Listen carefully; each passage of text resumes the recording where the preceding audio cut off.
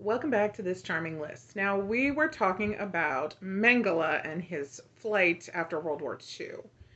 So he fled to Paraguay and now he's in Brazil.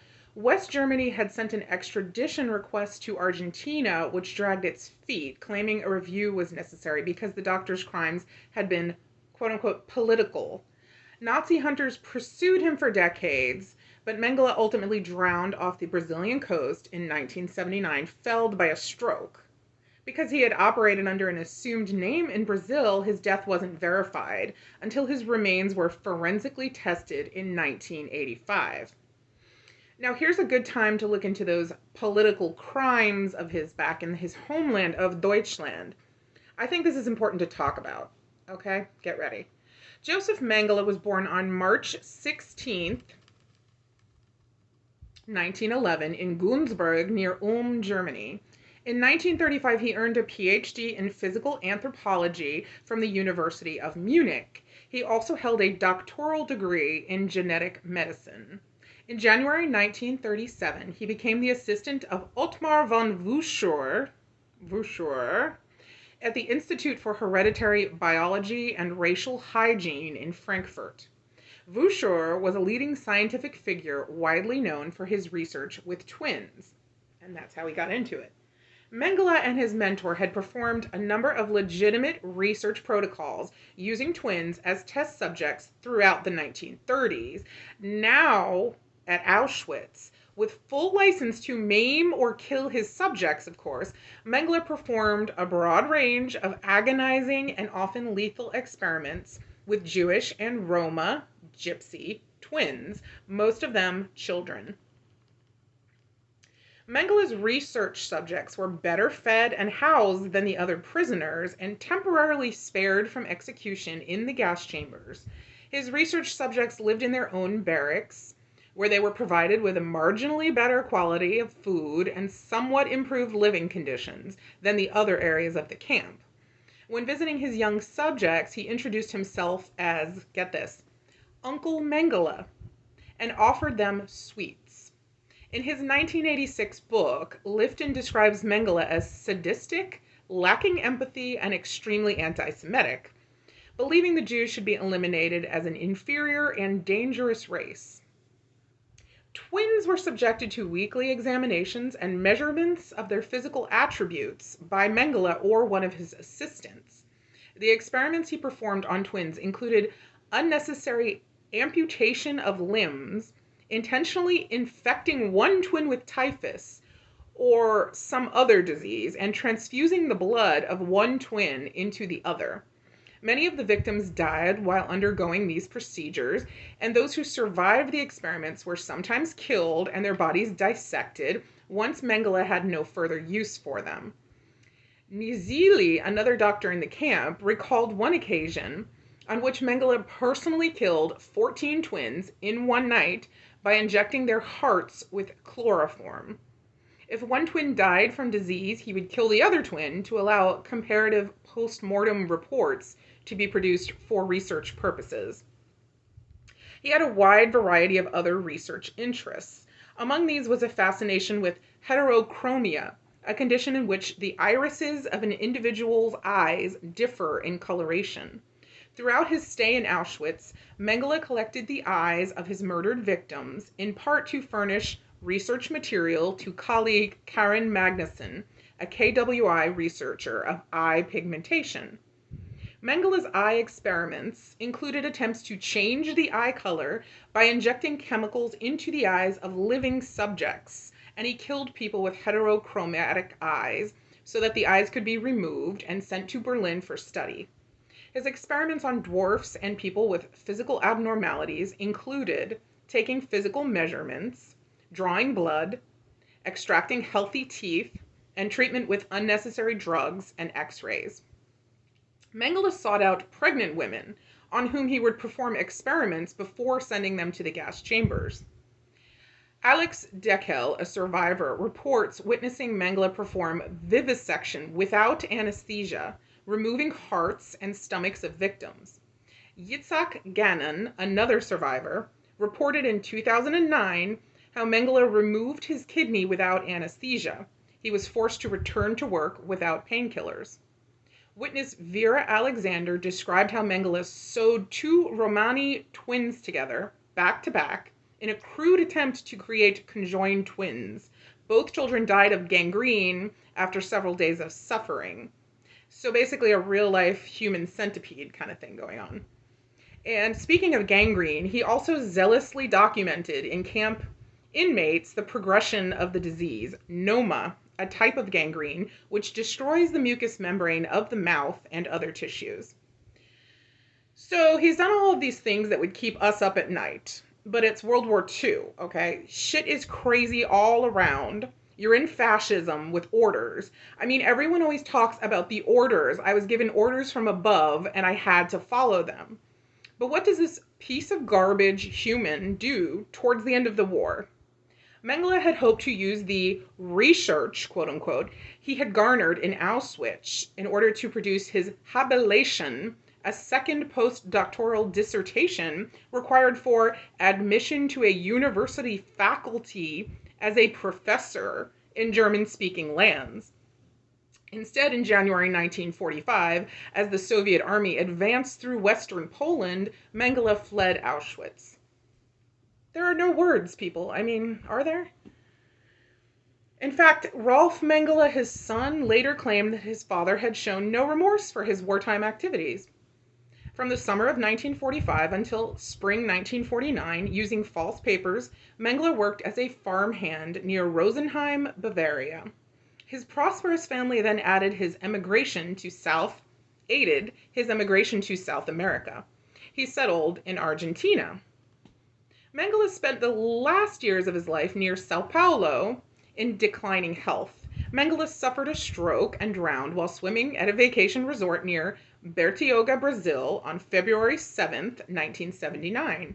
He was buried in a suburb of Sao Paulo under the fictive name Wolfgang Gerhard.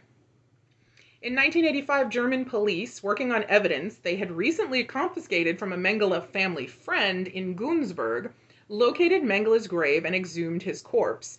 Brazilian forensic experts thereafter positively identified the remains as Joseph Mengele. In 1992, DNA evidence confirmed this conclusion. Mengele had eluded his captors for 34 years. Moving on to Walter Rauff. An SS colonel, Rauff was instrumental in the construction and implementation of the mobile gas chambers responsible for killing an estimated 100,000 people during World War II. According to the United Kingdom's MI5 intelligence agency, Rauff oversaw the modifications of trucks that diverted their exhaust fumes into airtight chambers in the back of vehicles, capable of carrying as many as 60 people. The trucks were driven to burial sites, and along the way the victims would be poisoned and or asphyxiated from the carbon monoxide. These people, deemed enemies of the German state, were Jews, disabled people, communists, and others. So a mobile gas chamber. This man uses his resources. I mean, you don't even need to build camps. After persecuting Jews in Vichy France-controlled Tunisia, during 1942 and 1943, Rauff oversaw Gestapo operations in northwest Italy. There, as in Tunisia, Rauff gained a reputation for utter ruthlessness, infamous for the indiscriminate execution of both Jews and local partisans. During this time, the Jewish community was particularly hard hit. More than 2,500 Jews in Nazi-occupied Tunisia died in a network of SS slave labor camps before the Germans withdrew. Rauff's men also stole jewels, silver, gold, and religious Jewish artifacts. His work in Italy involved imposing total German control on Milan, Turin, and Genoa. His success in this task earned him the congratulations of his SS superior, who described it as a superb achievement. Rauff remained in Italy until the end of the war. He narrowly avoided being lynched by an Italian mob, having barricaded himself and a number of other SS officers into the Hotel Regina in Milan. He was arrested by Allied troops and sent to a prisoner of war camp. His interrogator in the POW camp ended his report with these words, quote, Ralph has brought his organization of political gangsterism to streamlined perfection and is proud of the fact. By nature cynical and overbearing, but cunning and shifty rather than intelligent, he regards his past activities as a matter of course, unquote. He escaped from an American POW camp and hid in Italian convents. Shout out to you, Catholic Church, again. Ralph hid in a number of Italian convents under the protection of Bishop Alois Houdal. Let's look into this dude whose name I'm probably mispronouncing horribly. Some 90% of Nazi perpetrators who escaped Europe are thought to have fled across the Alps to Italy. That was the first loophole. A name that regularly crops up is Alois Houdal. The Austrian bishop had clearly positioned himself as a Nazi sympathizer during Nazi rule, and later he said many of those persecuted were, quote, completely blameless, quote, unquote, and that he, quote, snatched them from their tormentors with false identity papers, unquote. Alrighty then. After serving as a military advisor to the president of Syria in 1948, Ralph fled back to Italy and escaped to Ecuador in 1949 before settling in Chile, where he lived under his own name. Under his own name, people. After settling in Chile in 1958, Ralph worked as the manager of a king crab cannery in Punta Arenas, one of the southernmost towns in the world. He was also a merchant in Quito, Ecuador. From 1958 to 1963, Ralph worked for the Federal Intelligence Service of West Germany and earned 70,000 DM from the agency, and I think that's referring to Deutschmarks. He was evaluated as untrustworthy and a drunkard. Now get this, my friends. He goes back to Germany in 1960. The balls on this dude, right? In 1960, he visited Germany in order to claim his pension for the time which he served in the Reichsmarine, and he had no trouble with the German authorities. In December 1962, he was arrested by Chilean authorities after Germany requested his extradition, but he was freed by a Chilean Supreme Court decision 5 months later in 1963 on the grounds that his crimes had been committed too long ago. He went back to Chile with no problem. Now comes an unbelievable story, okay? It's a sub-story straight out of the movies. Are you ready? My foot is getting numb. Okay, here it goes. Former Mossad operative Yossi Chen Schinitz relates in his book that the agency attempted to capture Ralph in 1979, even visiting him at his home. The plan was to assassinate him and issue a press release stating, "Today in Chile, we executed one of the greatest Nazi war criminals, commander of the Gestapo's technical department, who developed and directed the mobile gas vans in which more than 100,000 Jews were exterminated. We are a group of those who will never forget the Nazis' crimes, so we decided, in the name of justice, to execute him." This plan failed. I wonder how it failed. Does anyone know about this? Please comment. In 1972, in Santiago de Chile, Ralph made a deposition as a witness before a German prosecutor on the subject of the extermination of Jews in Poland and Russia. Asked whether at that time he had any doubts concerning the use of gas vans, Ralph answered, and I'm going to do a creepy old man raspy voice to embody this monster, okay? Here goes. "I cannot say. The main issue for me at this time was that the shootings were a considerable burden for the men who were in charge thereof, and that this burden was taken off them through the use of the gas vans." Suffering from lung cancer, Ralph died in Santiago on the 14th of May, 1984, from a heart attack. His funeral was the occasion of a celebration for all of his old Nazi friends. Gerhard Bonn. Bonn is included here because he was captured but died while awaiting any kind of punishment. He was a regular guy, a lawyer and an SS officer, and in my eyes, he was one of those people who could have stopped things before they went to the next level of insanity.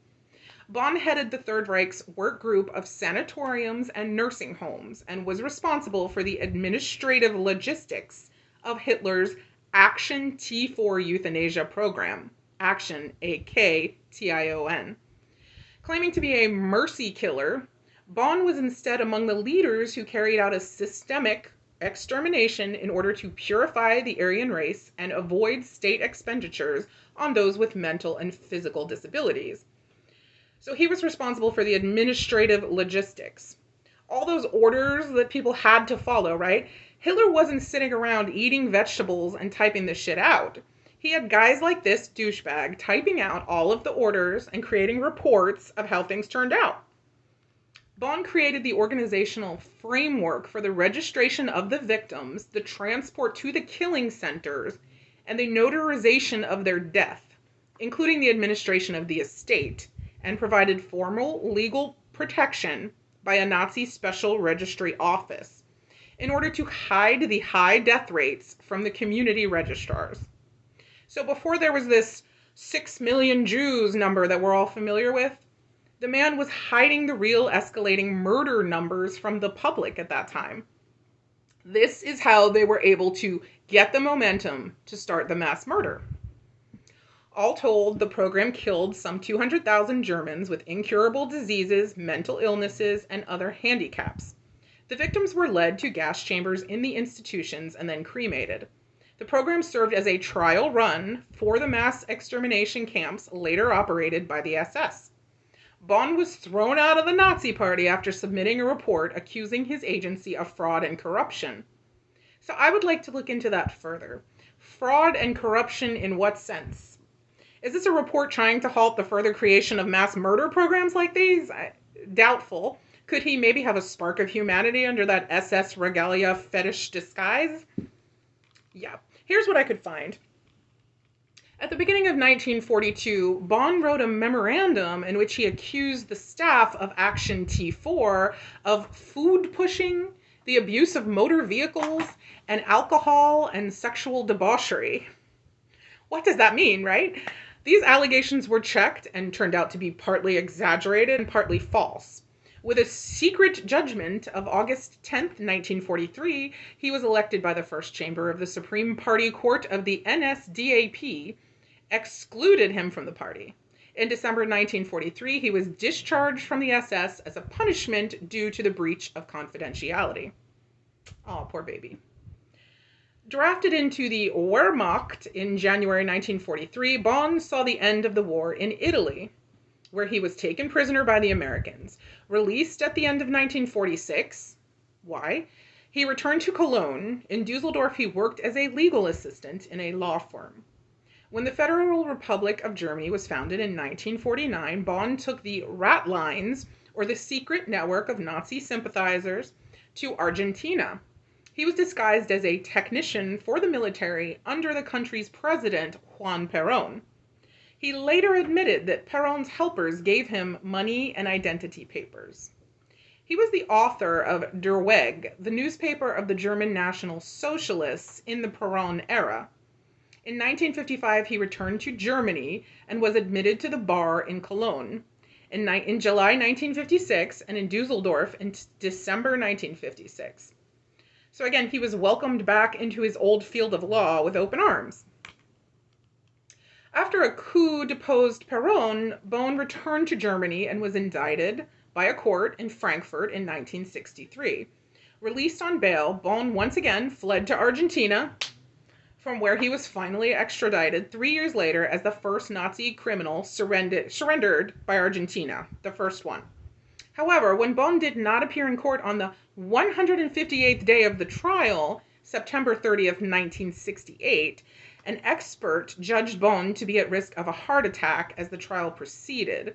The proceedings were therefore provisionally discontinued on October 11th, 1968, and finally terminated on July 22nd, 1969.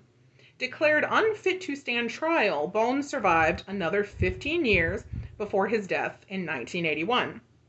Unbelievable. Okay, let me shake off the aggravation. And now a little history about me, since we just delved into a lot of deep historical stories here today about total creep asshats, okay? So I am a Jewish only child. I am non-practicing. I am very, very interested in heritage, traditions, holidays, and Jewish culture. But in modern day America, a lot of times that translates into deli platters, Star of David jewelry, and some Yiddish jokes. I make light of it, but it's a difficult place to be. For thousands of years, my people have fought to be religious, observe the Shabbos, and generally be a part of a larger society without compromising our culture. I'm beyond grateful to get to grow up in the suburbs of Florida, but my culture has come in small glimpses.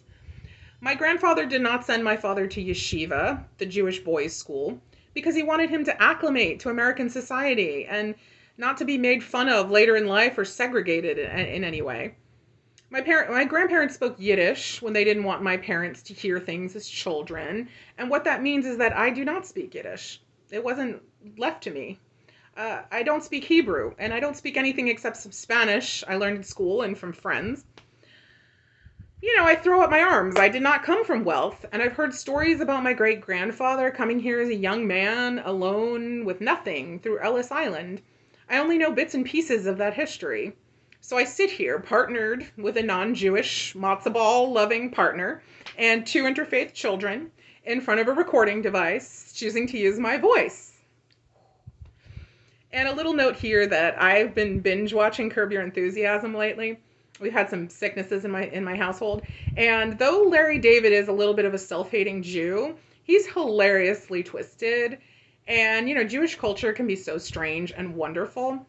Does anyone know what I mean here? And apparently he's brunch buddies with Timothy Chalamet. So thanks, Internet. Woo! Thank you for listening. And of course I leave you with a Yiddish saying, Soll kränken und gedenken. Let him suffer and remember. And thank you to all of the brave survivors who have told their stories. Good night.